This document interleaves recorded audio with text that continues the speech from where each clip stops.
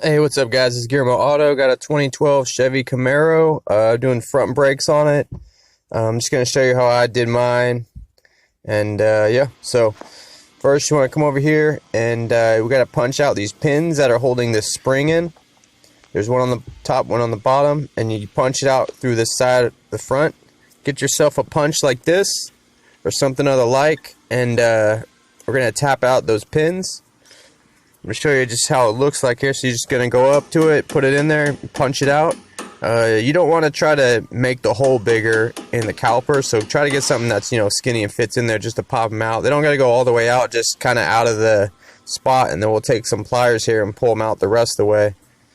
So as you can see, I got them pushed back a little bit so I could take my pliers and just push the spring down and then pull the pin out at the same time. That's kind of what I'm doing. I'm pushing that big spring with the pliers and then pulling the pin out as well.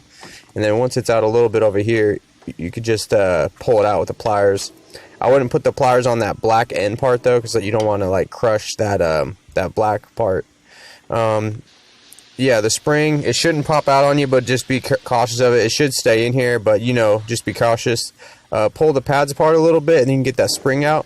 You could put like some pliers in there to spread the pads out a little bit, and then just take this out.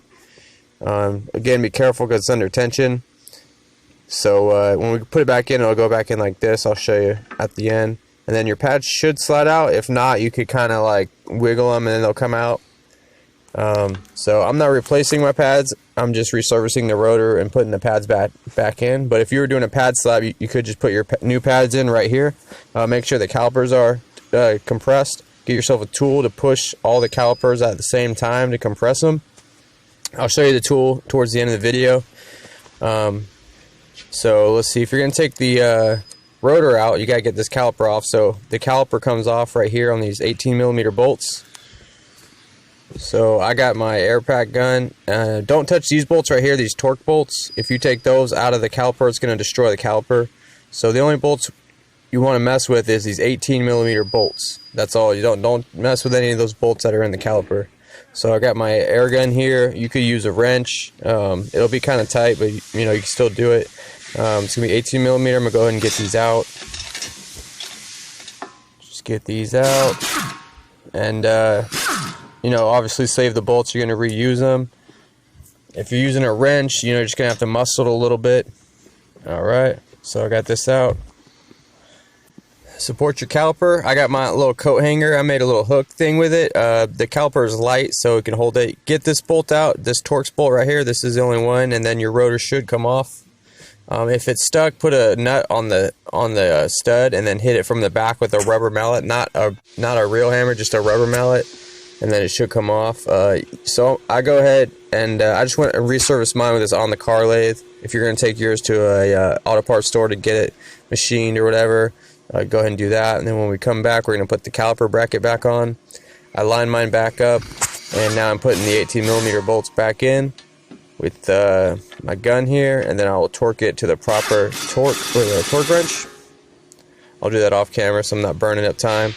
This is the caliper tool I was telling you about. This thing will compress both sides of the pistons. There's 4 pistons total at the same time, and that's what you want to do, because if you try to do it other ways, you're going to mess it up.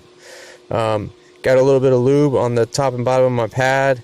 I sanded my pad, just kind of burnished it a little bit. Now I'm going to put it back in. So I put my pads back in, and yeah, now I'm going to basically put the pins back in with the spring. I cleaned my pins and I lubed just the middle parts of them. I didn't lube the ends at all, because those are what holds them in place. I just lubed the centers so they could kind of slide better when putting them in.